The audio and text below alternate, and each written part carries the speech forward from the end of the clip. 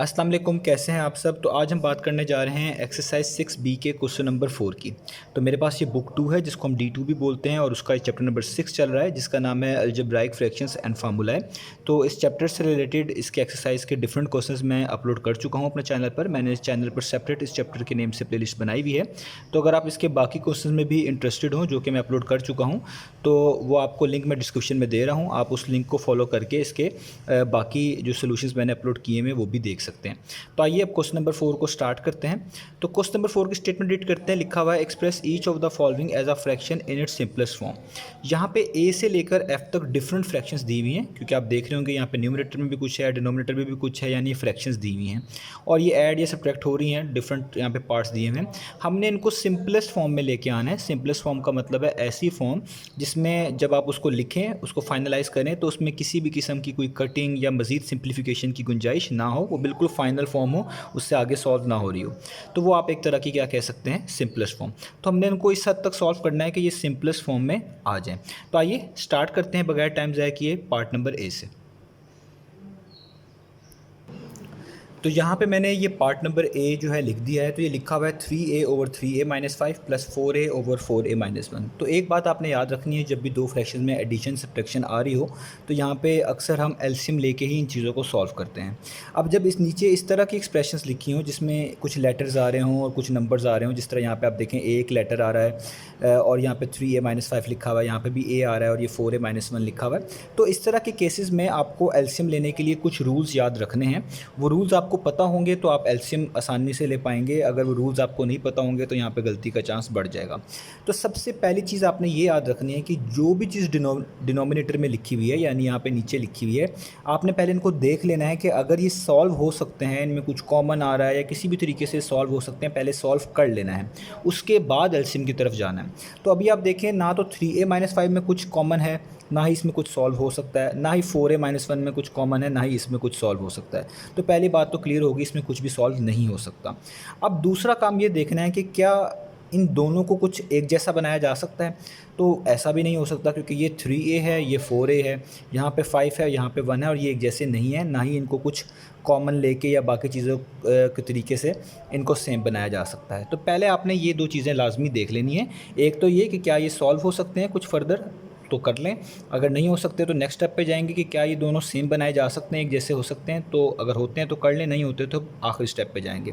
तो तीसरा स्टेप ये होता है, हमने देखना होता है कि ये किस तरह की टर्म्स हैं। अगर तो ये डिफरेंट टर्म्स हैं, देखें ये लिखा हुआ है 3a-5 और ये लिखा हुआ है 4a-1, ज़ाहिर बात है ये दोनों एक दूसरे से मैच नहीं करती। अगर तो ये दोनों एक दूसरे से मैच नहीं करती तो इसका मतलब है हमने जो इसका एलसीएम लेना है वो हमने इस तरीके से लेना है। हमने यहाँ पे एक लाइन डालनी है और हम यहाँ पे एक बार इसको लिख लेंगे 3a-5 और एक बार इसको लिख लेंगे 4a-1। तो ये आपका रूल नंबर 1 भी हो गया कि जब ये दोनों चीज़ें डिफरेंट होंगी, पहले दो स्टेप कर लेने के बाद, तो आपने एलसीएम में एक बार इसको लिख लेना है, एक बार इसको लिख लेना है। अब यहाँ पे क्या आएगा ये आपने ध्यान से देखना है। जो चीज़ यहाँ पे लिखी हुई है, पहले इसकी बारी है, इस पहले वाली फ्रैक्शन की, जो चीज़ इसके नीचे लिखी हुई है अगर वो यहाँ पर भी आ रही है, जैसे देखें 3a-5 और यहाँ पे भी है और यहाँ पे भी है, तो ये एक तरह की आप कह लें कैंसिल आउट हो जाएगी, ख़त्म हो जाएगी। तो जो चीज़ बचेगी, जैसे 4a-1 बच गया क्योंकि ये और ये तो कैंसिल हो गया, उसको आपने ऊपर वाले टर्म से मल्टीप्लाई कर देना हमेशा। तो क्या चीज़ बची, ऊपर क्या लिखा हुआ है 3a और नीचे क्या बचा 4a-1, तो आपको 3a को मल्टीप्लाई कर देना है 4a-1 से। ये मैंने मल्टीप्लाई कर दिया, ब्रैकेट्स का मतलब है 3a दोनों से मल्टीप्लाई हो रहा है, प्लस का साइन। ये याद रखना है आपने, इस सारी चीज़ को इस पे डिवाइड करते हैं, जो आंसर आता है उसको ऊपर वाले से मल्टीप्लाई कर देते हैं। तो मैं आपको आसानी पैदा करने के लिए इस तरीके से समझा रहा हूँ कि जो चीज़ आपको सेम नज़र आए उसको छोड़ दें, जो सेम ना हो उसको ऊपर वाले से मल्टीप्लाई कर दें। अब यही काम यहाँ पे भी करना है आपने। देखें 4a-1 और 4a-1 सेम है, तो ये एक तरह का कैंसिल आउट हो गया। तो जो बचा वो था 3a-5, उसको ऊपर वाले से मल्टीप्लाई कर दें। तो आप लिख दें 4a मल्टीप्लाई बाय 3a-5। ठीक है, तो ये तरीका होता है एलसीएम का। इसको मैं ऐसे भी समझा सकता था कि इस सारी चीज़ को इस पर डिवाइड करें, जो बच जाए उसको ऊपर वाले से मल्टीप्लाई करें। तो आपको जिस तरीके से इजी लगता है आप उस तरीके से इसको समझ लें, अपने जहन में रख लें और उसी तरीके से आपने इसको फॉलो करना। अब काम बहुत आसान है, अब बस मल्टीप्लाई करना है। 3-4 टाइम्स कितना होता है 12, और a को a से मल्टीप्लाई करेंगे तो ये 2 हैं, तो a² हो जाएगा। 3a को -1 से करना है तो 3a को -1 से करेंगे तो 3a।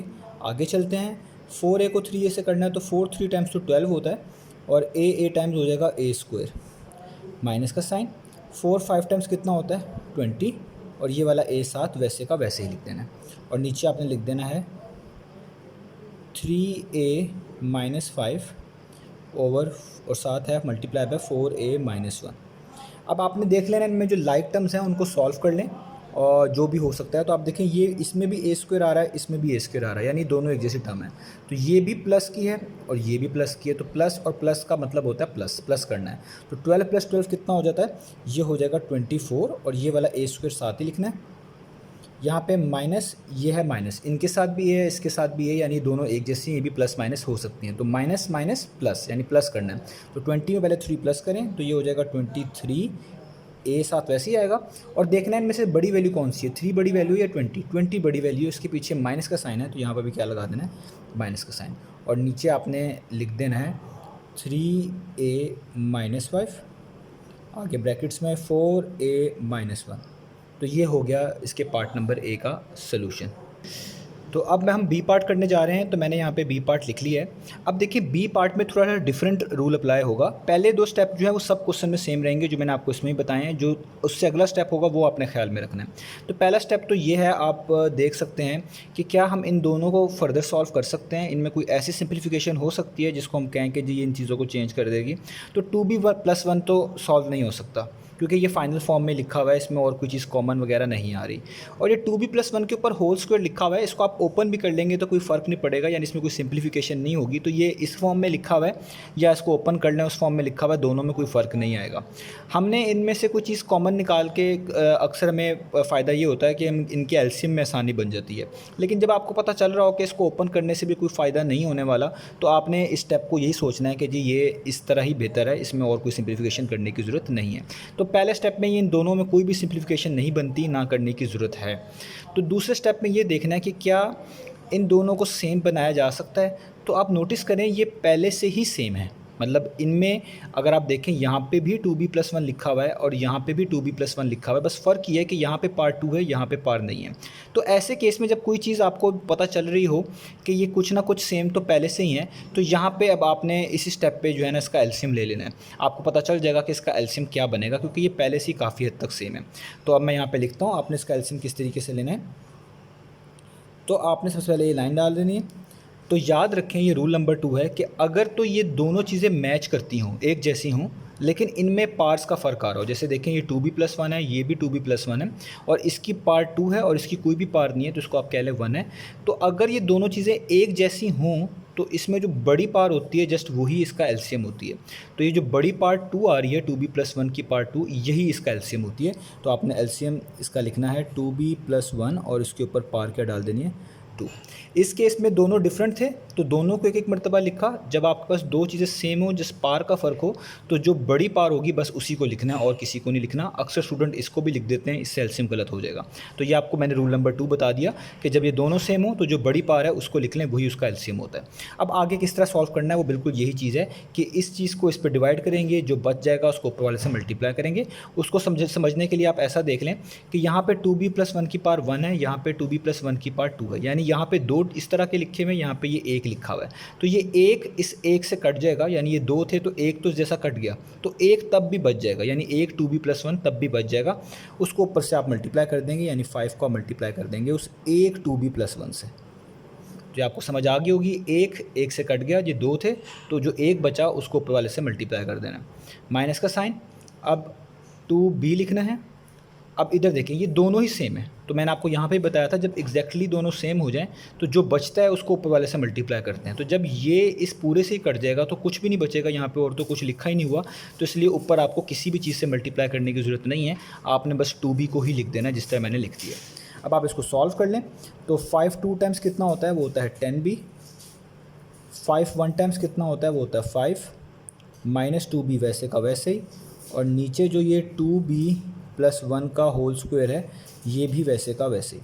अब आप देखें ये दोनों लाइक टर्म्स हैं, इन दोनों में b आ रहा है, इनको सॉल्व किया जा सकता है। ये 10 है प्लस का, ये माइनस का है, तो प्लस माइनस माइनस, यानी 10 में से 2 माइनस कर दें तो ये आ जाएगा 8b, और ये +5 वैसे का वैसे ही रहेगा, और नीचे भी 2b+1 का होल स्क्वायर वैसे का वैसे ही रहेगा।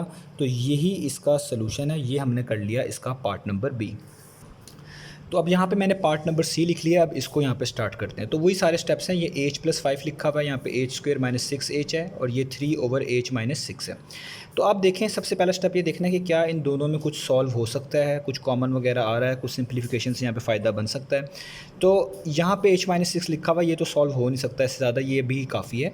लेकिन आप नोटिस करें यहाँ पे कुछ सोल्यूशन हो सकता है, यानी यहाँ पे कुछ थोड़ी सी सिंप्लीफिकेशन हो सकती है और वो मदद भी करेगी। अगर ऐसे सिंप्लीफिकेशन हो जो आपको मदद ही ना कर रही हो किसी और तरीके से, तो उसका कोई फ़ायदा नहीं होता। लेकिन अगर कोई सिंप्लीफिकेशन ऐसी है जो आपको हेल्प आउट करेगी एलसीएम लेने में, तो आपने लाजमी करनी है। यही इसका जो है स्टेप नंबर 1 है। तो अब देखिए, यहाँ पे h² है, यहाँ पे भी h है, यानी दोनों में h आ रहा है, तो h कॉमन आ सकता है और इससे फ़ायदा भी होगा। ये भी हम देखते हैं कैसे है। तो आप क्या करें, आप h+5 को लिख लें जो ऊपर लिखा हुआ है, डिवाइडेड बाय इन दोनों में से h कॉमन है। और ये आपको पता है कि जब अल्फ़ाबेट्स एक जैसे आ रहे हो तो जो छोटी पार होती है उसको कॉमन निकालते हैं। तो h की पार जो 1 है ये कॉमन आ जाएगा और यहाँ पे 2h थे, एक बाहर आ चुका है, तो यहाँ पे जस्ट एक h बचेगा और -6 बचेगा और ये इस तरह लिख दिया जाएगा। आगे वाली चीज़ वैसे ही उतार लें जैसे 3/h - 6। अब इससे फ़ायदा क्या हुआ, इससे फ़ायदा ये हुआ कि आप देख सकते हैं यहाँ पे भी h - 6 बन गया और यहाँ पे भी h - 6 बन गया। तो आपको एलसीएम लेने में आसानी हो जाएगी, आपको पता चल जाएगा कि ये सेम वाला केस है या डिफरेंट वाला केस है। अब इससे आगे कुछ सॉल्व नहीं हो सकता। तो अब आपका स्टेप नंबर 2 है कि देखें कि क्या ये सेम बनाए जा सकते हैं। तो आप देखें, सेम बनाने की ज़रूरत नहीं, इसमें पहले ही कुछ चीज़ सेम है। तो ऐसे केसेस में आपने रूल्स याद रखने हैं, वही आपको मदद करेंगे कि एलसीएम किस तरह लेना है। तो जब ऐसा केस बन जाए कि कोई चीज़ सेम आ रही है, तो आपको पता चल जाना चाहिए उसका एलसीएम कैसे लेना है। तो अब आपने क्या करना है, आपने जो चीज़ सेम है उसको एक दफ़ा लिखना है। अब याद रहे, अगर वो मुकम्मल सेम है यानी उनकी पार्ट्स भी सेम है तो ठीक है, एक दफ़ा लिखना है। अगर उनकी पार्ट्स, एक की पार्ट ज़्यादा है दूसरे की पार्ट कम है, तो ज़्यादा वाला यहाँ पे लिख लेना है, जिस तरह पार्ट नंबर बी में था। यहाँ पे भी दो चीज़ें सेम थी, तो जो ज़्यादा बड़ी पार वाला था उसी को लिखा है। तो यहाँ पे दोनों ही सेम है एग्जैक्टली, इनकी पार भी सेम है। तो जब ऐसा केस आएगा तो इसका मतलब है आपने इन दोनों को बस एक मरतबा लिख लेना है। ये इसका रूल नंबर 3 आप एक तरह का कह लें कि जब मुकम्मल सेम होगी चीज़ तो हम उसको एक दफ़ा लिखेंगे। तो यहाँ पे h - 6 को आपने एक दफ़ा लिखना है।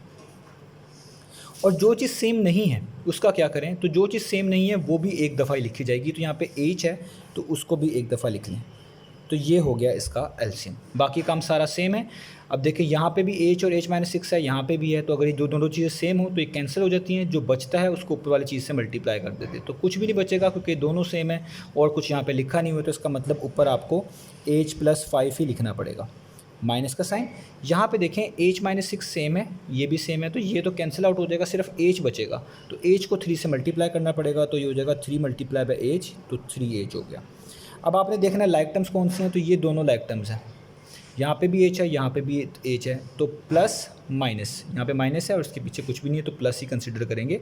तो प्लस माइनस माइनस होता है, तो 1 में से 3 माइनस करें, इसका मतलब है आप पहले 3 में से 1 माइनस कर लें, तो आंसर आएगा 2, साथ h लिख दें और साइन बड़ी वैल्यू का यूज़ करें। तो 3 बड़ी वैल्यू है, उसके पीछे माइनस है, तो यहाँ पर आप लिखें माइनस। आगे +5 वैसे का वैसे लिख दें और नीचे भी सब चीज़ें वैसे की वैसे लिख दें, h/h - 6। तो वैसे तो ये आंसर भी काफ़ी है, लेकिन हम इस आंसर को ऐसे भी लिख सकते हैं कि जो पॉजिटिव वाला पार्ट है उसे पहले लिख लें, यानी +5 को पहले लिख लें, -2h को बाद में लिख लें और नीचे यही लिख लें h/h - 6। तो ये इसका क्या बन जाएगा, आंसर। तो ये हो गया हमारा इसका पार्ट नंबर सी। तो आपको ये रूल समझ आ रहे होंगे, यही रूल्स आपने जहन में रखने हैं, इन्हीं की मदद से क्वेश्चंस होंगे। तो अब हमने यहाँ पे पार्ट नंबर डी लिख लिया है, आइए पार्ट नंबर डी स्टार्ट करते हैं। तो देखिए, पार्ट नंबर डी में 3 फ्रैक्शंस आ गई हैं, 1 2 3। तो ऐसे इस तरह के केस में आपके पास 2 मेथड्स होते हैं। एक तो ये आप इन तीनों का मिलाकर एलसीएम ले लें, तब भी ये सॉल्व हो जाएगा और आसानी से हो जाएगा। और दूसरा केस ये होता है कि आप इसको ब्रेक करके कर लें, पहले इन 2 का एलसीएम ले लें और उसके बाद जो बचेगा उसका इसके साथ एलसीएम ले लीजिएगा। तो दोनों मेथड अवेलेबल हैं, जो आपको आसान लगता है वो कर लें। अगर आप वीक हैं और अभी आपको लगता है कि आप फ्रैक्शंस को इतना अच्छे से नहीं समझते या आप गलती कर जाते हैं, तो बेहतर है आप इसको भी ब्रेक करके सीख लें, उसके बाद आप इसको डायरेक्ट करें तो वो वाकई में ज़्यादा अच्छा लगेगा। लेकिन अगर आप चीज़ों को समझते हैं, आपको ये मेथड्स पता हैं, आपकी एक्सपर्ट, आप इसमें एक तरह का एक्सपर्ट हैं, प्रैक्टिस कर चुके हैं काफ़ी, तो फिर आपके लिए ये ईजी रहेगा। तो अभी जो मैं करने जा रहा हूँ, मैं इन चीज़ों को ब्रेक करके ही करूँगा ताकि चीज़ें आसान रहें। तो सबसे पहले हम इन 2 चीज़ों का एलसीएम लेंगे। तो पहला स्टेप बहुत क्लियर है, तो पहला स्टेप जो है हमारे पास वो ये है कि इन दोनों में क्या कुछ सॉल्व हो सकता है, तो बिल्कुल सॉल्व नहीं हो सकता। m-4 भी फाइनल फॉर्म में लिखा हुआ है और m भी लिखा हुआ है। दूसरा स्टेप ये है कि क्या इन दोनों को सेम बनाया जा सकता है, तो इन दोनों को सेम नहीं बनाया जा सकता, इधर सिर्फ m है, इधर m-4 है। तो अब तीसरे स्टेप पे जाना पड़ेगा कि फिर इनका एलसीएम कैसे लें। तो ये बनता है हमारा रूल नंबर 1 जो कि हमने पार्ट नंबर ए में किया था, कि जब यहाँ पे और यहाँ पे ऐसी चीज़ें लिखी हों जो बिल्कुल ही अलग हों, उनमें सेम ना हो कुछ भी, तो जैसा यहाँ पे m लिखा हुआ है, यहाँ पे m-4 लिखा हुआ है, तो ये बिल्कुल ही अलग हैं। तो इनका एलसीएम किस तरह लेंगे, इनका एलसीएम इस तरह लेंगे, एक बार ये लिख लेंगे m और एक बार दूसरा वाला लिख लेंगे m-4। तो यही इनका एलसीएम होगा जिस तरह यहाँ पे लिख लिया था। बाकी काम सेम है, जो चीज़ सेम है उसको छोड़ दें, m और m सेम है इसको छोड़ दें, क्या बचा m-4, उसको ऊपर वाली चीज़ से मल्टीप्लाई करेंगे। तो m-4 को 1 से करेंगे तो कोई फ़र्क नहीं पड़ेगा, इसलिए मैं यहाँ पे डायरेक्ट ही लिख रहा हूँ m-4 प्लस का साइन। इधर m-4 और m-4 सेम हो गए तो सिर्फ बचा m, तो m को 2 से मल्टीप्लाई करेंगे तो यहाँ पे बचेगा 2m। बाकी इस चीज़ को वैसे उतार लें आप 3/m-3। इसको थोड़ा सॉल्व कर लें तो ये m और ये m ये दोनों सेम है, तो m + 2m कितना हो जाएगा, ये हो जाएगा 3m और हो जाएगा -4। नीचे आ जाएगा m और m-4 और इधर आ जाएगा 3 और m-3। अब आपने इन दो का एलसीएम लेना है।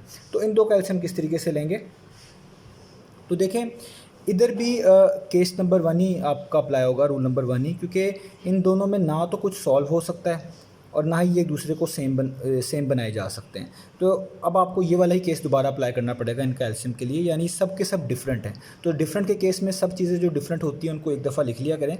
तो यहाँ पे हम लिख लेते हैं इसको, एक दफ़ा m, एक दफ़ा m-4 और एक दफ़ा m-3। तो यही इसका एलसीएम होगा। तो देखें एक दफ़ा ये, एक दफ़ा ये और एक दफ़ा ये, आगे काम सेम है। तो ये m और m-4 यहाँ पे लिखा हुआ है, तो इसका मतलब है आप इसको जो है यहाँ पे नहीं लिखेंगे, जो बचेगा सिर्फ उसको मल्टीप्लाई करेंगे पॉइंट टर्म से। तो सिर्फ बचता है m-3, इसका मतलब है m-3 सारी टर्म से मल्टीप्लाई होगा, तो आपको लिखना पड़ेगा 3m-4 multiply by m-3 plus का साइन। अब यहाँ पे m-3 सेम है तो ये कट जाएगा, तो m और m-4 बचेगा, इसको 3 से मल्टीप्लाई करना पड़ेगा। तो आप लिखेंगे 3 मल्टीप्लाई बाय m और मल्टीप्लाई बाय m-4। तो ये इसको अब हमें थोड़ा सा सॉल्व करना पड़ेगा, तो मैं अब यहाँ पे सॉल्व करने लगा हूँ इसको। तो अब देखिए हमने इनको मल्टीप्लाई करना है, तो आप इस साथ साथ देखिएगा, मैं इसको जल्दी से मल्टीप्लाई करूँगा। पहले 3m को सबसे मल्टीप्लाई करना है, तो 3m को m से करूँगा मल्टीप्लाई, तो मेरे पास आएगा 3m²। 3m को -3 से करूँगा तो 3 टाइम्स 9 होता है, तो ये हो जाएगा -9 और ये वाला m साथ वैसे लिखना पड़ेगा। अब -4 की बारी, -4 को m से करूँगा तो -4m आएगा और -4 को -3 से मल्टीप्लाई करूँगा तो माइनस तो प्लस हो जाएगा और 4 3 होता है 12। आगे प्लस का साइन। अब इसकी बारी, 3m को m से मल्टीप्लाई करूँगा तो हो जाएगा 3m² प्लस माइनस और 3m को 4 से करूँगा तो 3 4 टाइम्स 12 हो जाएगा और साथ आपको लिखना पड़ेगा m और नीचे आपको ये लाइन लगा लेनी है यहाँ पे और ये बाकी चीज़ें वैसे लिख देनी है m-4 और m-3। अब आपने देख लेना इसमें क्या चीज़ से सेम है, तो ये m² वाली टर्म है, ये भी m² वाली टर्म है, तो इन दोनों को सॉल्व किया जा सकता है। ये भी प्लस की है, ये भी प्लस की है, तो प्लस प्लस प्लस, तो 3 में 3 प्लस करेंगे तो आ जाएगा 6m²। आगे देखें ये भी m वाली टर्म है, ये भी m वाली टर्म है और ये भी m वाली टर्म है। तो पहले इनको ऐड करते हैं, तो माइनस माइनस प्लस, यानी 9 में आपको 4 ऐड कर देने। तो 9 में 4 ऐड कर देंगे, कितना आ जाएगा, ये आ जाएगा 13 और m साथ वैसे लिखना है। और इन दोनों में जो बड़ी वैल्यू है वो 9 है, उसके पीछे माइनस है, तो यहाँ पे माइनस लगाएंगे। आगे अभी आप फ़िलहाल इस -12m को इसके आगे लिख दें और +12 जैसा तो और कोई नंबर नहीं है, तो यहाँ पे इसको भी वैसे ही लिख दें और नीचे जो है सारी चीज़ें वैसे उतार लें,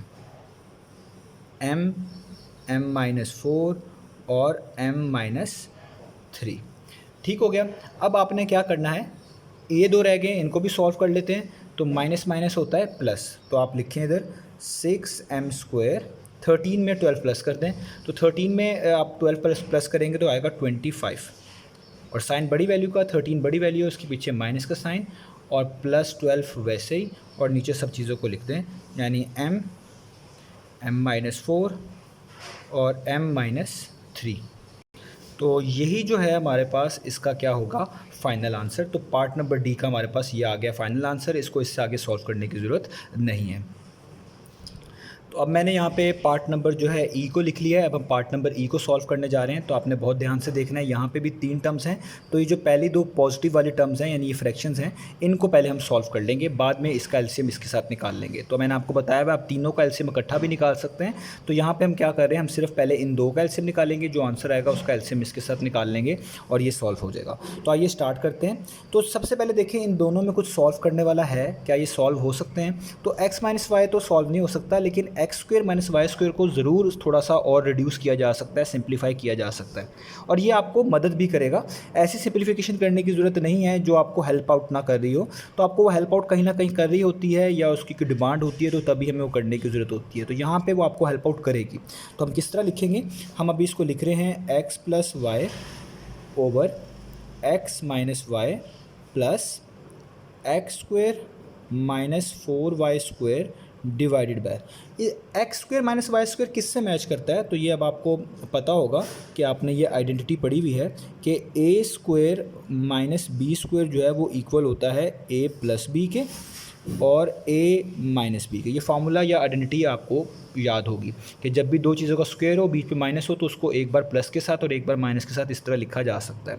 तो यहाँ पे भी तो ऐसा ही है कि एक पे स्क्वायर है दोनों पे और बीच में माइनस का साइन है। तो इसका मतलब है इसको इस फार्मूले, इस आइडेंटिटी के मुताबिक ऐसे लिखा जा सकता है, एक बार एक्स को प्लस के साथ और एक बार एक्स और वाई को माइनस के साथ। तो ये हमने इसको रिड्यूस कर लिया। बाकी सारी चीज़ें आपने वैसे की वैसे ही उतार लेनी है। अब देखिए इससे हमें क्या फ़ायदा होगा, इससे फ़ायदा ये होगा हमें इन दोनों का एलसीएम निकालने में आसानी हो गई। आप देखिए इनमें कुछ चीज़ें सेम आ रही है, इधर और इधर कुछ चीज़ें सेम है। तो मैंने आपको रूल ये बताया हुआ है, जब भी 2 चीज़ें एग्जैक्टली सेम हों तो उनका एलसीएम ये होता है कि आप उन दोनों चीज़ों जो कि एग्जैक्टली सेम है उसको एक दफ़ा लिख लें। तो इधर भी हमने यही करना है कि जो चीज़ें एग्जैक्टली सेम है उनकी पार भी सेम होनी चाहिए। अगर पार किसी की बड़ी है और किसी की छोटी है तो बड़ी वाली को लिखेंगे, ये भी बता चुका हूँ। तो अगर ये एग्जैक्टली सेम है, इनमें पार भी सेम है, तो इस चीज़ को एक दफ़ा लिख लें, यानी एक्स माइनस वाई तो एक दफ़ा आएगा।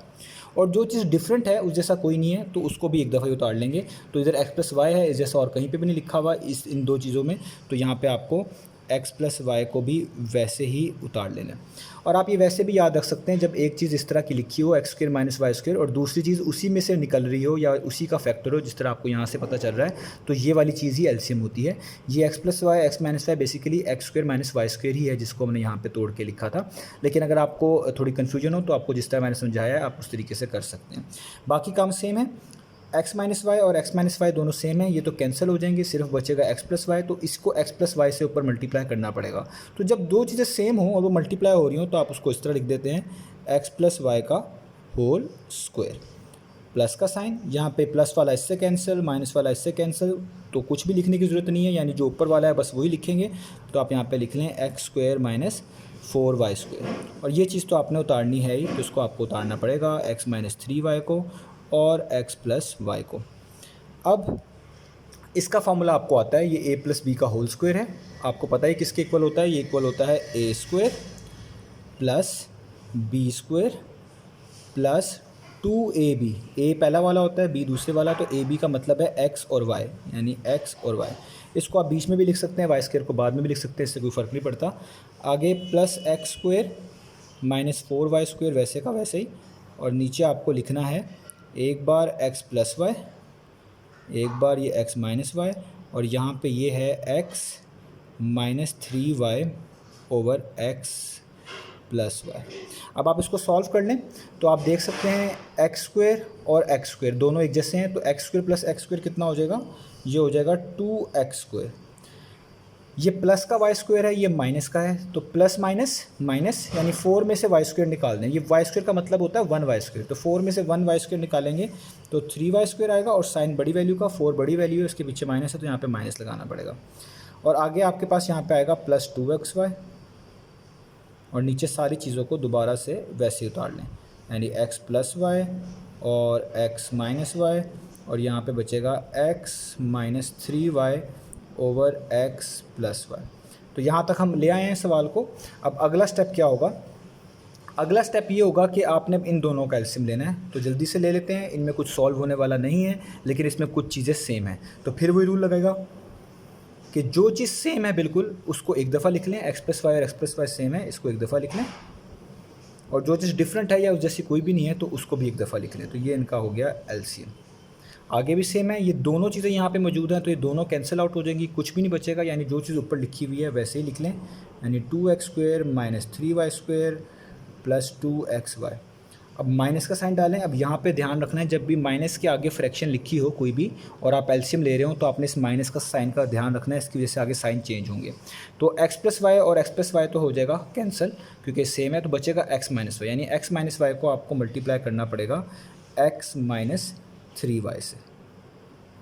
यहाँ पे आप इसको लिख लें ऐसे। तो अब मुझे इस चीज़ को वैसे उतार लेना है, यानी 2x² - 3y² + 2xy माइनस, पहले मुझे यहाँ पे मल्टीप्लाई करवाना है, उसके बाद मैं ब्रैकेट्स को ओपन करूँगा। तो x टाइम्स कितना हो जाएगा x², x को -y से करूँगा तो -xy। अब -3y की बारी, -3y को x से करूँगा तो -3xy, और माइनस माइनस यानी -3y को -y से करूँगा तो माइनस माइनस प्लस हो जाएगा, और 3y को y से करने के बाद 3y² मिलेगा। और जो नीचे चीज़ें हैं वो वैसे ही आपने लिख लेनी है, वो है x + y और x - y। अब आगे इसको सॉल्व कर लेते हैं फर्दर। तो अब मैं ब्रैकेट्स खोलने लगा हूँ, ब्रैकेट्स खोलेंगे तो यहाँ पे साइन चेंज होंगे।